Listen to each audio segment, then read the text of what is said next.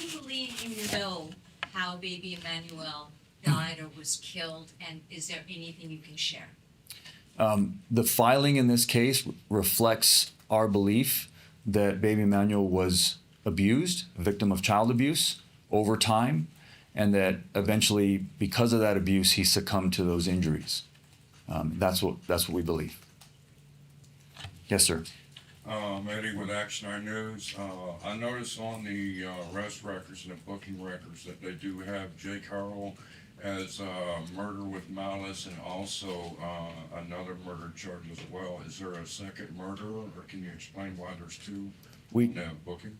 We charged both Jake and Rebecca with murder. Who's next? Yeah, go ahead, Rob.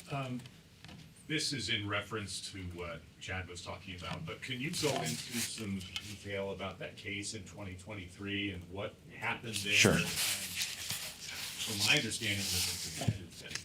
Yes, I will. So in 2018, Jake Haro with his ex-wife, there's another child who they were prosecuted for child abuse as well, child neglect, cruelty.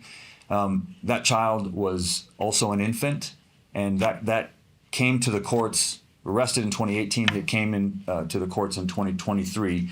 We had charged various felony crimes, child abuse, child cruelty, and our indication or our what we wanted out of the case was prison. We believed it was a prison case, and that Jake Haro should have gone to prison. Jake Haro pled straight up to the court, which sometimes reporters get this wrong, and you call it a plea bargain. Judges are not allowed to plea bargain.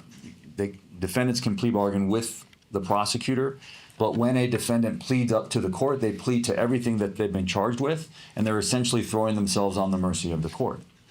In this case, a judge here in Riverside County, happened to have been a visiting judge from San Bernardino County, gave Mr. Haro a suspended sentence, which means, if I can translate for you what that is, it means that instead of sending him to prison, he chose to give him probation and suspend prison time sort of over his head, meaning that if he violated his probation, he would then go to prison.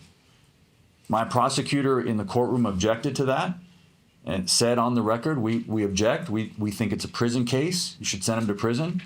And the judge decided, as is the judge's right to do in that case, he decided that Mr. Haro deserved an extra break and gave him probation and basically 180 days of work release, which ends up being like community service.